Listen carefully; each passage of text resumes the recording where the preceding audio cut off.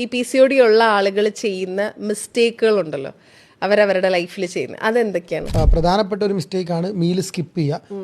Wait കുറയ്ക്കാൻ വേണ്ടിയിട്ട് പല ആളുകൾ അഡ്വൈസ് ചെയ്യും, പക്ഷേ വെയിറ്റ് ലോസ് അതിൽ ഒരു സിംറ്റം മാത്രമാണ് വെയിറ്റ് കൂടി പോകുന്നത്. അതിലേക്ക് ഫോക്കസ് ചെയ്യാതിരിക്കുക. 2, ഓവർ ഡൂയിങ് എക്സസൈസ്. ജനറലി ഒരാൾ വെയിറ്റ് കുറയ്ക്കാൻ വേണ്ടി ചെയ്യുന്നത് പോലെ ഹൈ ഇൻറ്റൻസിറ്റി എക്സസൈസ്, ഒരുപാട് ജമ്പിങ് വർക്കൗട്ടും ബർപ്പീസും യൂട്യൂബിലൊക്കെ നോക്കിയിട്ടുള്ള ഒരുപാട് വർക്കൗട്ട് ഉണ്ടാവും. അത് PCOD ഉള്ള ആളുകൾക്ക് അത്രത്തോളം നല്ലതല്ല. മൂന്നാമതൊരു മിസ്റ്റേക്ക് പറയാനാണെങ്കിൽ PCOD ഉള്ള ആളുകൾ ടൈം സ്പെൻഡ് ചെയ്യുന്ന ആളുകൾ, ഇപ്പോൾ ഫോർ എക്സാമ്പിൾ റിലേഷൻഷിപ്പിൽ അവരുടെ ചുറ്റുപാട് അവർക്ക് നെഗറ്റീവ് എനർജി തരുന്ന ആളുകളൊക്കെ ഉണ്ടെന്നുണ്ടെങ്കിൽ അവരെടുത്തുനിന്ന് കഴിയുന്നത് മാറി നിൽക്കാൻ വേണ്ടി ശ്രമിക്കണം.